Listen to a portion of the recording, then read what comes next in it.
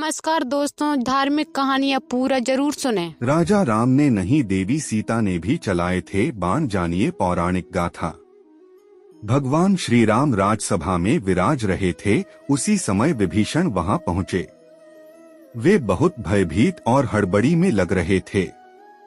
सभा में प्रवेश करते ही वे कहने लगे, हे राम, मुझे बचाइए, कुंभकर्ण का बेटा मूलकासुर आफत ढा रहा है। अब लगता है न लंका बचेगी और न मेरा राजपाट। भगवान श्री राम द्वारा ढांढस बंधाए जाने और पूरी बात बताए जाने पर विभीषण ने बताया कि कुंभकर्ण का एक बेटा मूल नक्षत्र में पैदा हुआ था, इसलिए उसका नाम मूलकासुर रखा गया। इसे अशुभ जान कुंभकर्ण ने जंगल में फिंकवा दिया था। जंगल में मधुमक्खियों ने मूलकासुर को पाल लिया। मूलकासुर जब बड़ा हुआ तो उसने कठोर तपस्या करके ब्रह्मा जी को प्रसन्न कर लिया। अब उनके दिए वर और बल के घमंड में भयानक उत्पात मचा रखा है। जब जंगल में उसे पता चला कि आपने उसके खानदान का सफाया कर लंका जीत ली और राजपाट मुझे सौंप दिया है, तो वह भन्नाया हुआ है। भगवन, आपने जिस दिन मुझे राजपाट सौंपा उसके कुछ दिन बाद ही उसने पातालवासियों के साथ लंका पहुंचकर मुझ पर धावा बोल दिया। मैंने 6 महीने तक मुकाबला किया, पर ब्रह्मा जी के वरदान ने उसे इतना ताकतवर बना दिया है कि मुझे भागना पड़ा तथा अपने बेटे, मंत्रियों तथा स्त्री के साथ किसी प्रकार सुरंग के जरिए भागकर यहाँ पहुँचा हूँ। उसने कहा कि पहले धोखेबाज भेदिया विभीषण को मारूंगा, फिर पिता की हत्या करने वाले राम को भी मार डालूंगा। वह आपके पास भी आता ही होगा। समय कम है, लंका और अयोध्या दोनों खतरे में हैं। जो उचित समझते हो तुरंत कीजिए। भक्त की पुकार सुन श्री राम जी हनुमान तथा लक्ष्मण सहित सेना को तैयार कर पुष्पक यान पर चढ़ झट लंका की ओर चल पड़े। मूलकासुर को श्री रामचंद्र के आने की बात मालूम हुई। वह भी सेना लेकर लड़ने के लिए लंका के बाहर आ डटा। भयानक युद्ध छिड़ गया। 7 दिनों तक घोर युद्ध होता रहा। मूलकासुर भगवान श्री राम की सेना पर अकेले ही भारी पड़ रहा था। अयोध्या से सुमंत्र आदि सभी मंत्री भी आ पहुँचे।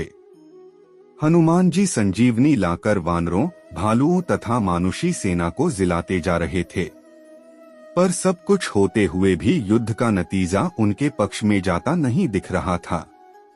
भगवान भी चिंता में थे। विभीषण ने बताया कि इस समय मूलकासुर तंत्र साधना करने गुप्त गुफा में गया है। उसी समय ब्रह्मा जी वहां आए और भगवान से कहने लगे, रघुनंदन, इसे तो मैंने स्त्री के हाथों मरने का वरदान दिया है, आपका प्रयास बेकार ही जाएगा। श्री राम, इससे संबंधित एक बात और है, उसे भी जान लेना फायदेमंद हो सकता है। जब इसके भाई बिरादर लंका युद्ध में मारे जा चुके तो एक दिन इसने मुनियों के बीच दुखी होकर कहा, चंडी सीता के कारण मेरा समूचा कुल नष्ट हुआ। इस पर एक मुनि ने नाराज होकर उसे शाप दे दिया, दुष्ट, तूने जिसे चंडी कहा है वही सीता तेरी जान लेगी। मुनि का इतना कहना था कि वह उन्हें खा गया। बाकी मुनि उसके डर से चुपचाप खिसक गए। तो हे राम, अब कोई दूसरा उपाय नहीं है। अब तो केवल सीता ही इसका वध कर सकती हैं।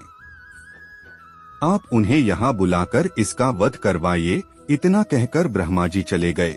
भगवान श्री राम ने हनुमान जी और गरुड़ को तुरंत पुष्पक विमान से सीता जी को लाने भेजा। इधर सीता देवी देवताओं की मनौती मनाती, तुलसी, शिव प्रतिमा, पीपल आदि के फेरे लगाती, ब्राह्मणों से पाठ, रुद्रीय का जप कराती, दुर्गा जी की पूजा करती कि विजय श्री राम शीघ्र लौटें। तभी गरुड़ और हनुमान जी उनके पास पहुँचे। पति के संदेश को सुनकर सीता जी तुरंत चल दी। भगवान श्री राम ने उन्हें मूलकासुर के बारे में सारा कुछ बताया। फिर तो भगवती सीता को गुस्सा आ गया। उनके शरीर से एक दूसरी तामसी शक्ति निकल पड़ी। उसका स्वर बड़ा भयानक था। यह छाया सीता चंडी के वेश में लंका की ओर बढ़ चली। इधर श्री राम ने वानर सेना को इशारा किया कि मूलकासुर जो तांत्रिक क्रियाएं कर रहा है उसको उसकी गुप्त गुफा में जाकर तहस-नहस करें। वानर गुफा के भीतर पहुंचकर उत्पात मचाने लगे तो मूलकासुर दांत किटकिटाता हुआ सब छोड़ छाड़कर वानर सेना के पीछे दौड़ा। हड़बड़ी में उसका मुकुट गिर पड़ा। फिर भी भागता हुआ वह युद्ध के मैदान में आ गया। युद्ध के मैदान में छाया सीता को देखकर मूलकासुर गरजा, तू कौन? अभी भाग जा, मैं औरतों पर मर्दानगी नहीं दिखाता। छाया सीता ने भी भीषण आवाज करते हुए कहा, मैं तुम्हारी मौत चंडी हूँ। तूने मेरा पक्ष लेने वाले मुनियों और ब्राह्मणों को खा डाला था, अब मैं तुम्हें मारकर उसका बदला चुकाऊंगी।